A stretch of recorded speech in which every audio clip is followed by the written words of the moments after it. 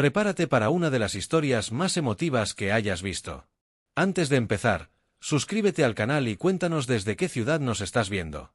Gracias, y comencemos la historia. La llegada a la hacienda, el olor a monte mojado aún era extraño para Juana García, pero había algo reconfortante en el silencio del camino de tierra. El polvo se levantaba en suaves nubes detrás del carruaje, mientras ella observaba, por la ventana, los vastos campos que parecían extenderse hasta donde los ojos podían alcanzar. A su lado, reposaba una maleta de cuero gastada, la misma que usaba su abuelo cuando trabajaba como ferroviario. Dentro de ella, Juana llevaba mucho más que ropa y documentos. Llevaba recuerdos, penas, una nueva esperanza, y una caja de madera cerrada con secretos que ella misma aún no comprendía por completo. «La hacienda Santa Eugenia», dijo el cochero, interrumpiendo sus pensamientos. «Es allí, señorita». Juana levantó los ojos y vio los portones de hierro forjado abriéndose lentamente. La mansión era menos imponente de lo descrito en las cartas, o quizás sus expectativas eran irreales, pero aún así exhalaba la grandeza contenida de una época que no aceptaba cambios con facilidad. Ella bajó del carruaje con la firmeza de quien ya había sido rechazada antes, pero no permitiría que sucediera de nuevo. Antonio Martínez Hernández la esperaba en el porche. Con las manos en los bolsillos y los ojos ocultos bajo el sombrero, parecía tan contenido como la tierra en que vivía. «Señorita García». Él la saludó con un leve asentimiento de cabeza. «Sea bienvenida». Juana asintió. Estaba cansada. Cansada de cartas formales, de miradas dudosas, de tener que probarse a sí misma. Pero no podía permitirse mostrar debilidad. «No allí. No de nuevo. Gracias por recibirme. Sé que mi llegada no es exactamente común».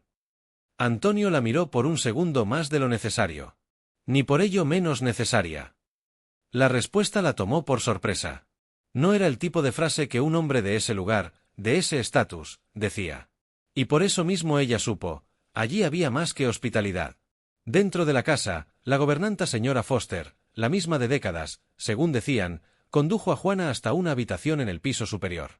Las ventanas daban a un campo de lavanda, y había un piano desafinado en la esquina, con partituras antiguas amarillentas por la luz del sol. «Si necesita algo, solo llame. La cena se sirve a las 8 en punto». Juana asintió. Cuando la puerta se cerró, se dejó caer en el sillón y soltó un suspiro pesado. Estaba de vuelta en el lugar que asombraba los cuentos susurrados de su familia, un lugar donde todo había comenzado, y donde ella finalmente descubriría la verdad detrás de la desaparición de su padre, 30 años antes. Porque Juana no había venido en busca de un nuevo comienzo. Ella había venido por justicia. Un nombre olvidado. La cena fue silenciosa, pero no incómoda. Antonio Martínez era un hombre de pocas palabras, pero había algo en la manera en que escuchaba, atento, sin prisa, como si cada frase dicha tuviera peso y lugar. «Hace mucho tiempo que no teníamos visitas por aquí», comentó él, cortando el asado con precisión.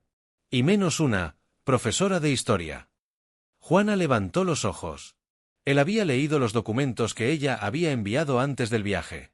«Enseñar fue lo que me mantuvo en pie durante años. Pero mi venida hasta aquí tiene más que ver con lo que no fue enseñado». Antonio levantó las cejas, curioso, pero respetuoso. «La historia es selectiva. Olvida los nombres que incomodan». Juana posó los cubiertos con calma. Sabía que no podía decirlo todo de una vez. No aún. Pero tampoco podía fingir que era solo una huésped cualquiera. «Mi padre nació en esta hacienda. En el alojamiento de los trabajadores. Se llamaba Ezequiel García». El tenedor de Antonio se detuvo en el aire por un segundo. «Ese nombre me suena familiar». «Debería», respondió Juana, con un tono firme. «Él desapareció en 1993. Y fue aquí donde lo vieron por última vez». El silencio que siguió no fue de sorpresa, sino de reconocimiento. Como si Antonio supiera que aquel asunto volvería, tarde o temprano. Muchos hombres desaparecieron en aquel tiempo. Fueron años de tensión, disputas por tierra, viejas deudas. Pero si hay algo que puedo prometerle, señorita García, es que esta tierra guarda más secretos de los que los mapas pueden mostrar.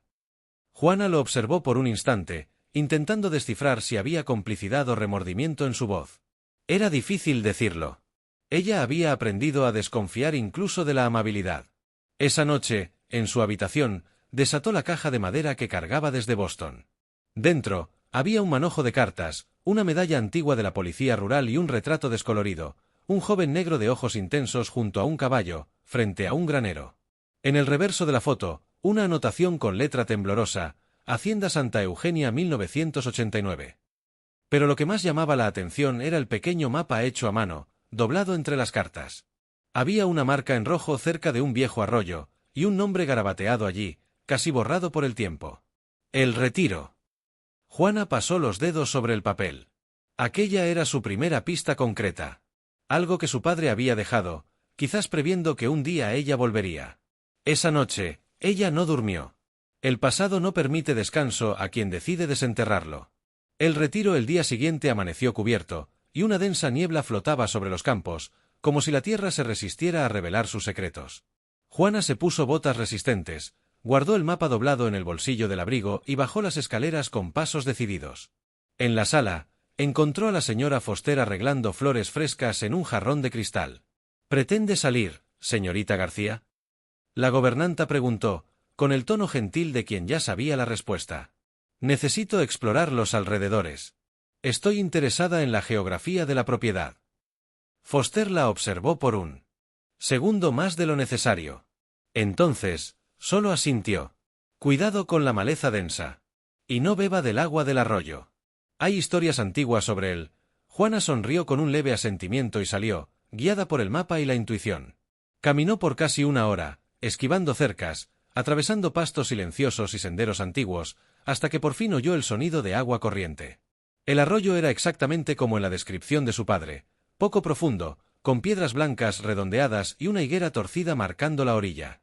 Al lado, escondida por la vegetación alta, había una construcción de madera parcialmente derrumbada, el Retiro. La estructura parecía abandonada hacía décadas, con tejas sueltas y ventanas cubiertas por telarañas. Juana empujó la puerta con fuerza, que crujió como si llorara al ser abierta. Dentro, el olor a moho se mezclaba con el de tierra húmeda, pero había algo más. Un altar improvisado en la esquina, con velas derretidas y un crucifijo antiguo, mostraba que aquel lugar había sido un refugio, o un escondite. En el suelo, ella encontró una tabla suelta. Su corazón se disparó. Con cuidado, levantó la madera y descubrió un espacio hueco que contenía una vieja lata de galletas. Dentro de ella, un único artículo, un cuaderno de notas encuadernado con tela. Las primeras páginas estaban en blanco, pero a partir de la tercera había relatos manuscritos con fechas que iban de 1991 a 1993. El título de la primera entrada la hizo temblar: Sobre lo que vi y no pude contar. Juana se sentó en el suelo de tierra y comenzó a leer.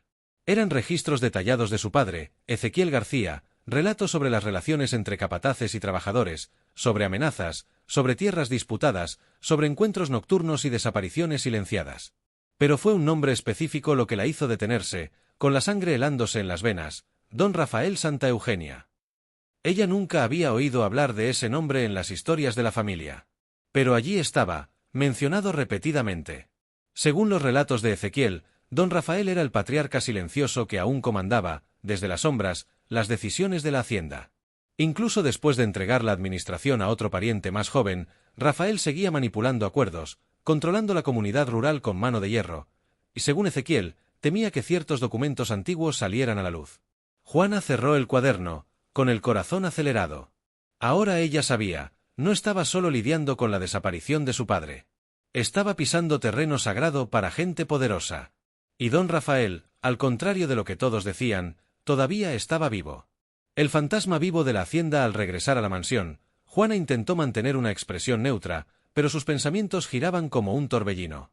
Necesitaba descubrir más sobre don Rafael, y para eso, tendría que provocar a las personas correctas. Durante el almuerzo, Antonio Martínez comentó distraídamente sobre una visita que haría a la ciudad a la mañana siguiente. ¿Necesita algo de Lagunillas, señorita García? Información, ella respondió sin rodeos. Sobre los antiguos dueños de esta propiedad. O mejor, sobre quién todavía manda en ella. Antonio la miró con atención, los ojos fijos como si buscaran algo más allá de la pregunta. Oyó hablar de Rafael. Juana asintió. Encontré registros. Sé que él todavía vive aquí, o cerca de aquí. Y sé que tiene relación con la desaparición de mi padre.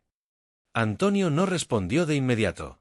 Se levantó de la mesa y caminó hasta una estantería, de donde sacó una botella de coñac.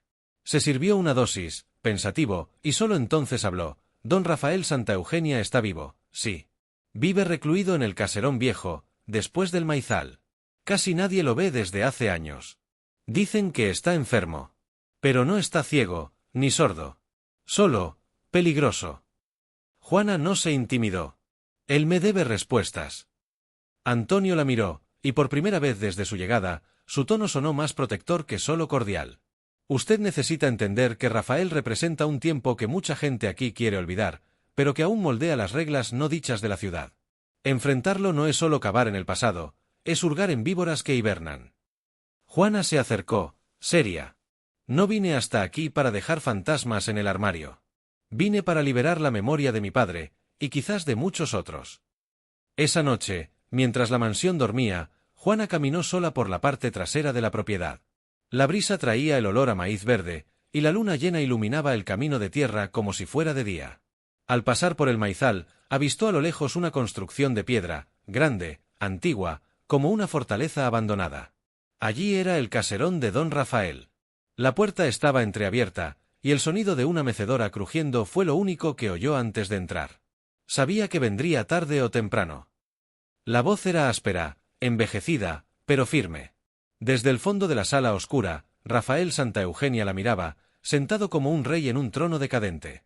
Usted tiene sus ojos, continuó. Ezequiel. Orgulloso. Terco. Y lo suficientemente estúpido como para creer que podía cambiar el mundo con un cuaderno y una pala. Juana no dudó. Usted lo mató. Rafael soltó una risa ronca, sin humor. No con mis manos. Pero quizás con mi silencio. Juana se acercó, con la respiración pesada. Entonces usted lo admite. Admito que la tierra, cuando es amenazada, muerde de vuelta. Su padre quería justicia. Pero aquí, la justicia es un lujo para quien tiene herederos blancos y amigos en el tribunal. Él tenía voz. Y eso, aquí, siempre fue más peligroso que un arma. Por un instante, el silencio reinó entre ellos. Rafael se inclinó hacia adelante, los ojos ahora más bajos. Yo era el dueño de todo esto. Ahora, solo asistió al fin de una era. Y, curiosamente, usted es la señal del fin. Juana dio un paso adelante. Todavía hay tiempo de no morir como cómplice. Quiero saber dónde enterraron a mi padre. Rafael cerró los ojos, como si las palabras lo carcomieran por dentro. Cuando los abrió, había lágrimas allí. O quizás solo cataratas. Detrás de la higuera, donde los caballos ya no pastan. Él está allí. Con el cuaderno que no pudimos quemar. Juana salió del caserón con el corazón destrozado. Ella tenía la respuesta. Pero junto con ella, una responsabilidad mayor. Porque si su padre fue silenciado por atreverse a contar la verdad, ahora le correspondía a ella contársela al mundo entero. El descubrimiento y el silencio de la tierra a la mañana siguiente, acompañada por Antonio y la gobernanta señora Foster, Juana regresó al arroyo. Su expresión era la de quien ya no buscaba. Ahora, ella sabía exactamente qué encontrar. Llevaba en las manos una pala, el rostro cubierto por un pañuelo y el corazón en brasas. ¿Está segura?, preguntó Antonio, cauteloso. Mi padre no fue un error. Fue un hombre. Y él merece una tumba. Un nombre. Una historia contada. Detrás de la higuera torcida, donde el suelo parecía ligeramente hundido, Juana cavó con sus propias manos. Las primeras capas revelaron raíces secas, piedras antiguas, y entonces, una tela descolorida, el resto de una camisa azul. Señora Foster retrocedió, emocionada. Antonio bajó la cabeza en señal de respeto. Debajo de la tierra estaba allí el cuerpo de Ezequiel García, preservado en silencio por más de 30 años. En su pecho, envuelto en cuero impermeable, estaba el cuaderno original, diferente de aquel escondido en el retiro.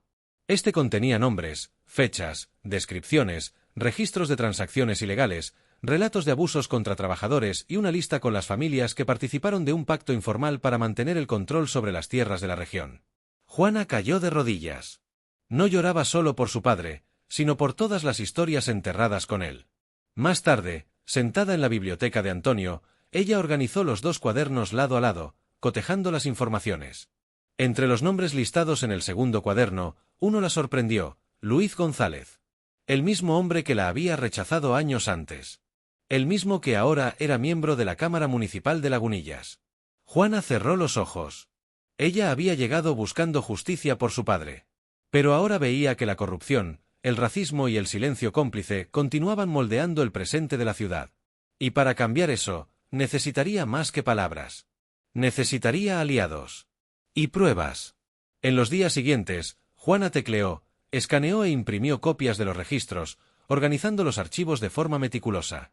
Reunió evidencias, cruzó datos, confrontó testimonios de antiguos empleados. La biblioteca de la Hacienda Santa Eugenia se convirtió en un verdadero centro de investigación. Cada noche, más personas de la comunidad, discretamente, golpeaban a la puerta de la propiedad. Mi padre también desapareció en 1992. Mi abuela hablaba de voces en la maleza y hombres de uniforme por la noche. Oí decir que su padre era un hombre honesto. Y que murió por eso. Juana escuchaba todo. Registraba todo. Y comprendía, con cada relato, que no se trataba solo de su dolor personal. Ella estaba ante una injusticia sistémica. Y detrás de esa estructura, nombres conocidos seguían beneficiándose. La ciudad de Lagunillas, con sus plazas limpias, su comité conservador y sus fiestas religiosas, escondía una herida aún abierta. Y Juana, ahora, estaba lista para abrirla definitivamente. Ante la ley, la prensa y el mundo. El banquete de las máscaras, la oportunidad surgió de forma inesperada. Una invitación formal, en sobredorado, llegó de manos de un mensajero del ayuntamiento. El alcalde organizaría una cena en homenaje a los benefactores de la ciudad, con presencia del comité de comerciantes, hacendados y políticos locales, incluyendo a Luis González. La mansión Martínez Hernández, aunque mal vista por muchos, era demasiado respetada como para ser ignorada. ¿Va a ir?, preguntó Antonio, leyendo la invitación por encima del hombro de Juana. Voy. Ella respondió, firme. Y voy a usar mi vestido más elegante. La noche del evento, Juana bajó las escaleras de la mansión como una tormenta envuelta en seda vino. Su cabello recogido con perlas antiguas pertenecía a su madre, y el collar dorado había sido el último regalo de su abuelo, el ferroviario. Cada detalle en su apariencia decía, estoy aquí, y ustedes ya no pueden borrarme. Al llegar al Club Social de Lagunillas, fue recibida con miradas sorprendidas, susurros disimulados y sonrisas falsas. Luis González, al verla, se congeló con la copa de vino a medio camino de la boca. Señorita García. ¡Qué placer inesperado! Él forzó un tono cortés, casi cínico. Lo imaginé. Ella respondió, con una sonrisa impecable. Oí decir que le gustan los eventos donde se rinden homenajes a farsas. El alcalde interrumpió la tensión con un brindis incoherente, y los invitados fueron llamados a la mesa. Durante la cena, Juana no quitó los ojos de Luis. Y él, visiblemente incómodo, intentaba evitar su mirada, como quien sabe que está ante algo más grande de lo que puede controlar. Después del postre, Juana pidió permiso y se levantó. Antes de que esta noche termine en aplausos vacíos, me gustaría decir algunas palabras. Todos se giraron. El salón, tomado por un silencio súbito, observaba a aquella mujer negra, de postura erguida, posicionarse ante el micrófono como una jueza ante los reos. Mi nombre es Juana García. Soy profesora de historia, hija de Ezequiel García, extrabajador de la Hacienda Santa Eugenia, desaparecido en 1993.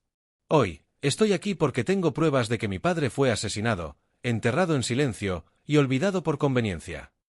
Los susurros comenzaron. Algunos rostros palidecieron.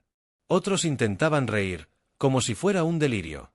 Tengo documentos, testimonios y registros que vinculan a miembros de esta sala con el encubrimiento de crímenes que ocurrieron bajo la protección de la élite local.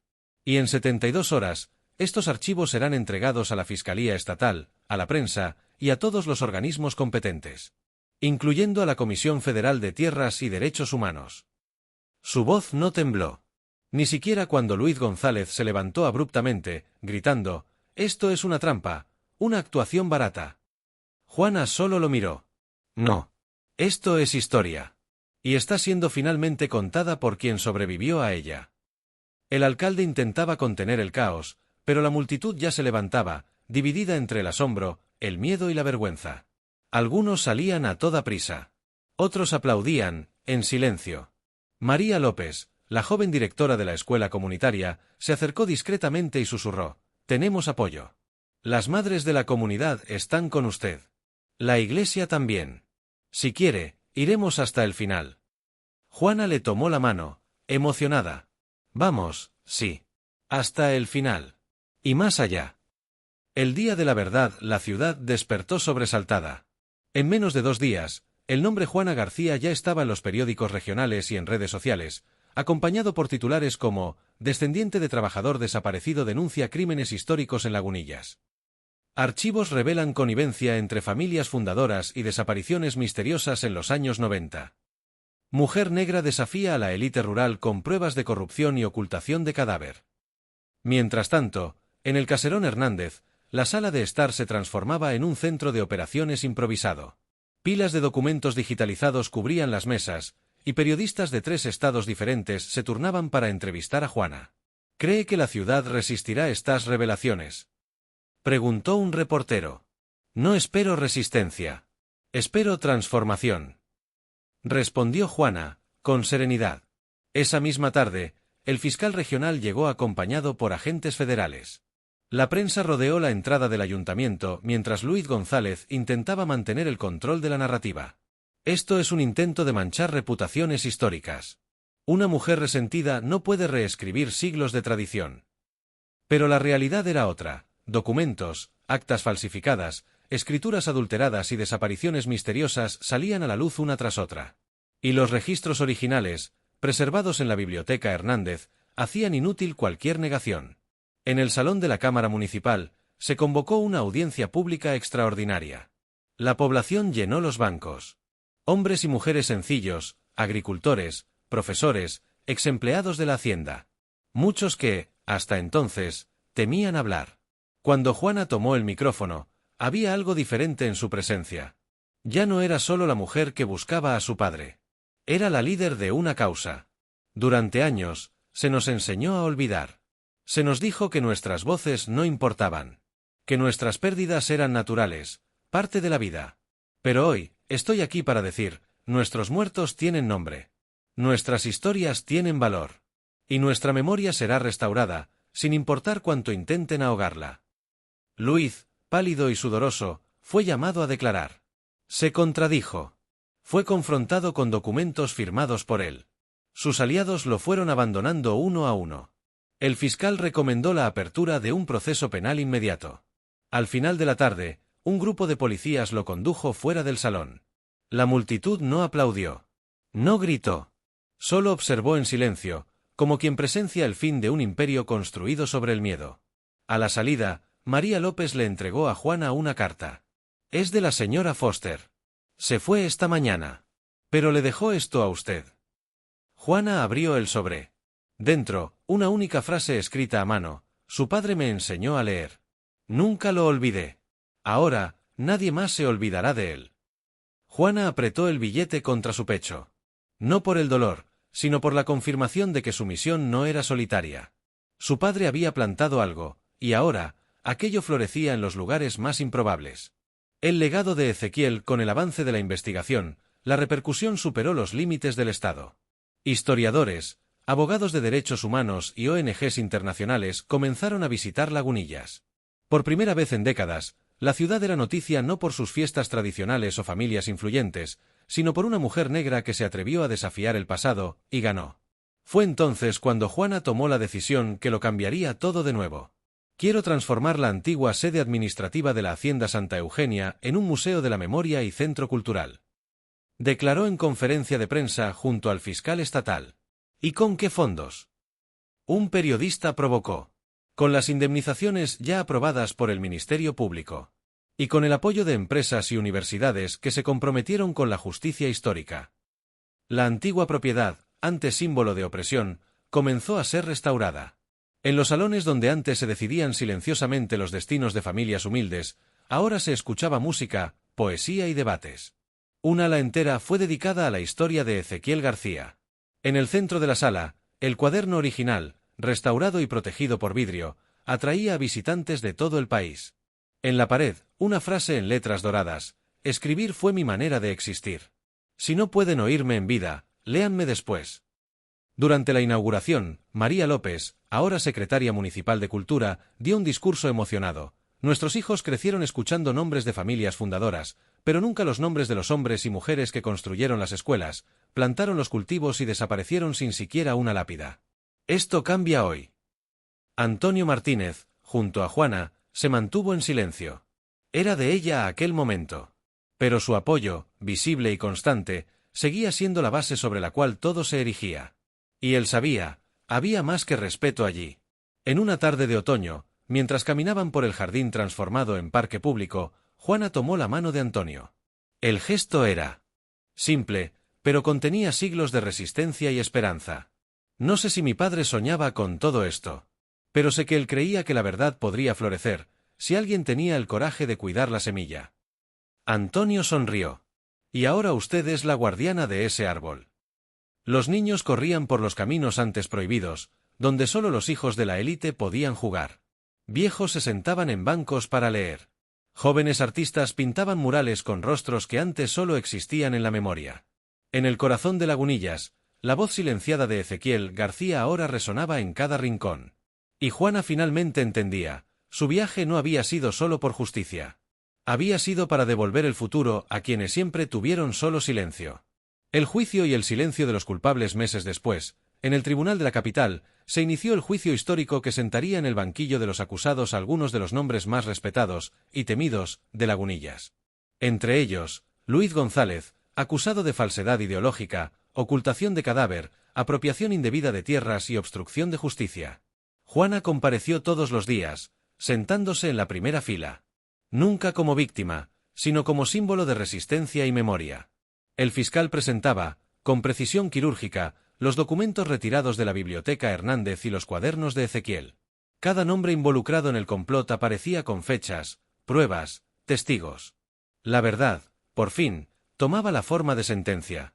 En la tercera audiencia, una exsecretaria del ayuntamiento, ahora anciana, fue escuchada.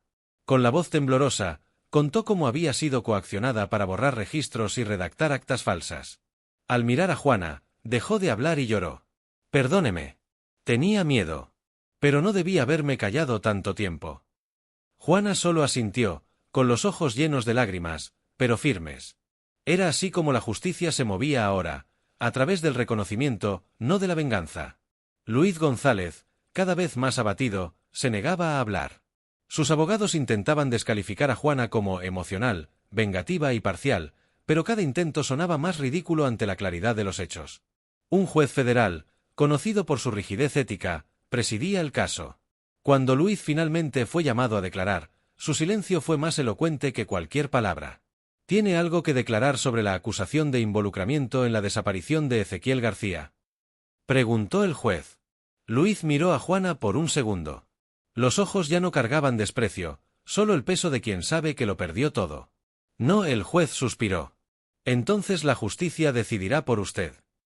Días después, la sentencia fue anunciada, condena integral de Luis y los demás cómplices, con obligación de indemnización colectiva, revocación de mandatos y, en los casos más graves, penas de prisión.